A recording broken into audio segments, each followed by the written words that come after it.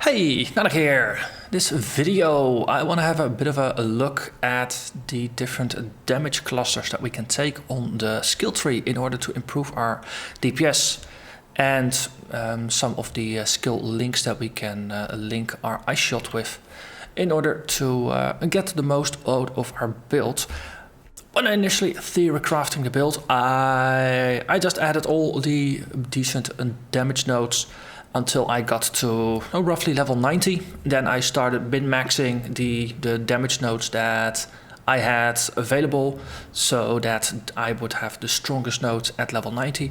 And when determining the leveling, I basically just stripped most of the damage nodes away until I was at about level 70 or so. So the whole focus was, while leveling, we get a small number of damage nodes and we mostly focus on defense. Now getting our life up, getting our evasion up, getting our resist in a semi-decent spot, and damage would come afterwards. So we've started running maps now, and nope, the defenses are all in place, so now it's all about picking up more damage. We did pick up a couple of damage nodes earlier on. No, we got the King of the Hill, we got the Fangs of Frost, we have Winter Spirit, of course, for the physical to cold damage conversion. Lethality was a pretty nice one to pick up early on, and Primeval Force for the reflect reduction and a little bit of elemental damage penetration. But outside of that, we've mostly been focused on either utility or defenses. And for maps, I kind of just rolled into picking up the frenzy charges. But now that I'm doing the math and just comparing the efficiency of different clusters, I realized that frenzy charges are about the worst way to scale the damage on this build. So let's actually rewind a little bit. Currently, I have the current build loaded up as it is on the server right now. I'm recording this just to get the time frame right. I'm recording this after I've recorded episode 35. But I'm probably gonna put this on YouTube before episode 34 goes live. So this is recorded basically just from the future, 2 episodes in advance. So things are gonna be a little bit weird. Because based on this, I'm gonna make a couple of changes to both the skill tree as well as to some of the support nodes I'm using, and you'll first see those in episode 36 of the Ice Shot Deadeye playthrough. So currently, let's just have a bit of a look at what we're looking at. For the comparison, we are going to assume that we are going to use all the power charges we have, as well as all the frenzy charges. We assume we're going to fight against a standard boss, so that's going to be a map boss with 30% elemental resistance. And for the ease of comparing it, we'll just ignore Shocked. If we enable Shocked, all that does is just inflict 50% more damage on the enemy. So numbers are going to get bigger, but it doesn't really matter all that much. And in most of my playing, I don't always remember to shock bosses, or it's just difficult to pull the shock off. So comparing it without shocked, then shocked is going to be just a nice bonus. In terms of items, I'm going to assume that we will have our Stip Knight and our Diamond Flask up, because those are the default flasks I have up in a pretty tough boss fight. So that means that all the calculations here will include Frostbite and Assassin's Mark being applied to the boss, as well as the power charges, frenzy charges, Hatred, Ice Golem bonus, Herald of Ice, and Phase Run is actually not combat effective, but it got triggered anyway. This is all for the initial shot with the arrow. From what I understand, the cone is not going to actually affect the target that you're shooting at. It's just going to be for all the bodies that hide behind the boss, so that doesn't matter. So currently, fully buffed up, fully ready to go, we do 18,000 DPS. If we were to apply Shocked, we get another 9,000 on top. That gets us to 27,000. That's what we are at now. That's level 75. That is with 2 bonus frenzy charges, so that's a total of 5. And things assigned in this way. One of the things that we can look at first is a number of different options to support our Ice Shots. While leveling, weapon elemental damage, increased crits, and cold penetration was pretty darn useful. Especially cold penetration, it really mattered a lot in fights against bosses and things that were resistant. While leveling though, we did pick up a couple of nodes that we didn't have before that actually help us a little bit with cold penetration. So we got Fangs of Frost over here, 8% cold pen. We have Primeval Force, that's another 5% cold pen, so that gets us to 13% by default. If you consider a boss has 30%, that's almost half of their resistance is gone already.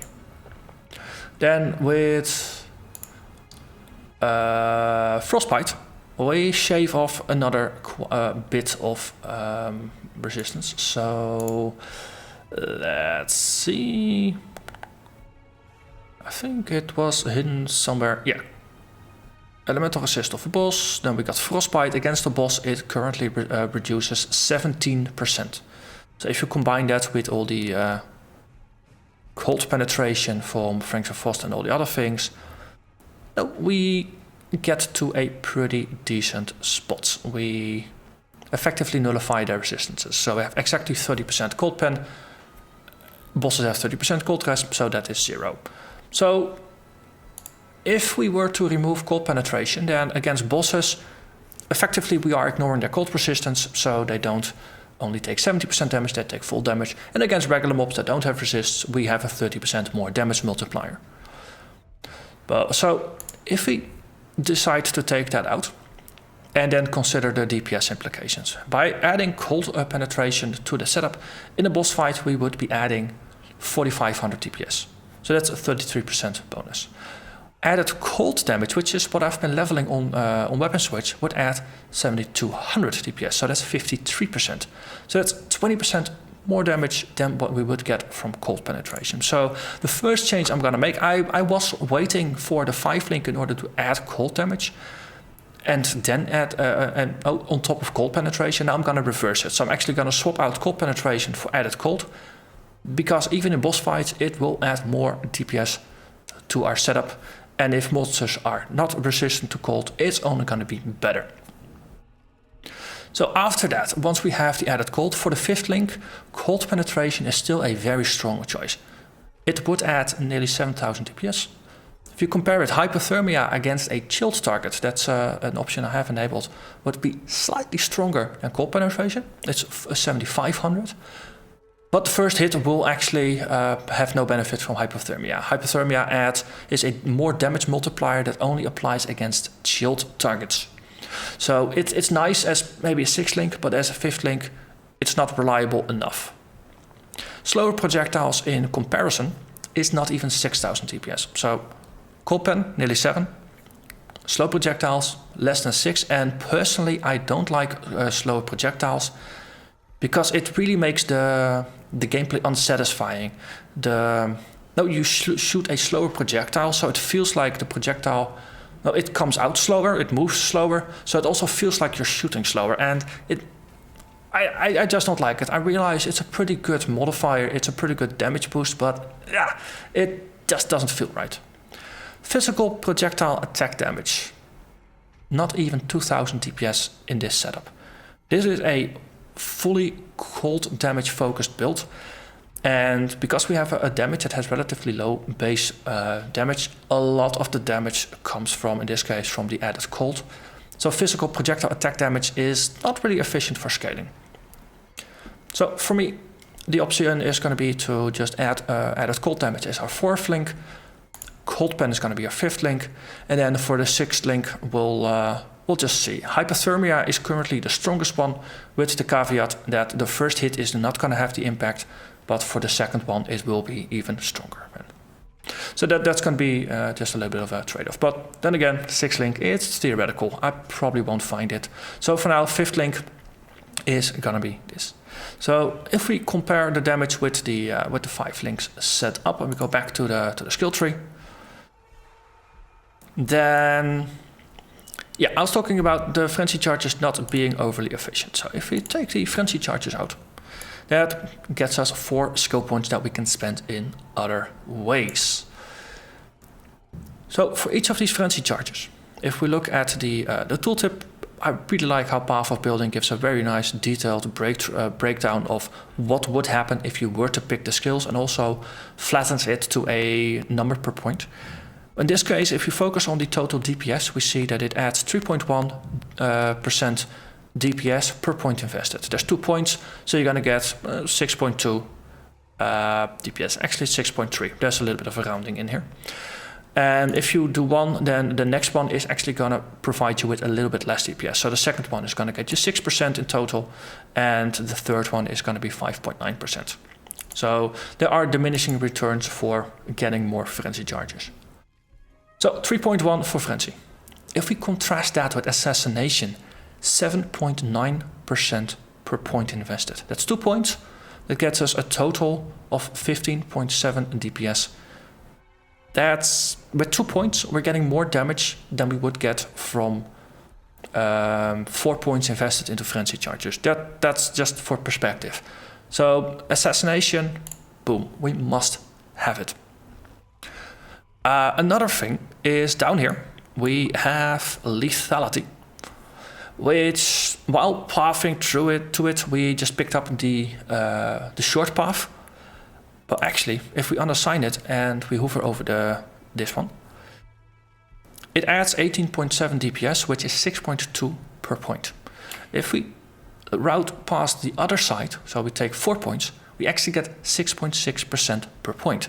So we spend 1 extra point, and each point is actually going to give us more DPS. So the total is going to be a 26.6% increase in DPS. So if you combine these together, then we have spent 3 points out of the 4 points that we get by freeing up the frenzy charges. And already our DPS is up from 27,000 to 30,000. Actually, I did actually flip some things around here, so we'll just pick up 2 frenzy charges. Yeah, 27.8 becomes just over 30. So no, there's that's effectively a very easy way to just get a little bit more DPS. No, the original plan was to actually go for 3 frenzy charges, so assume we have those points available as well.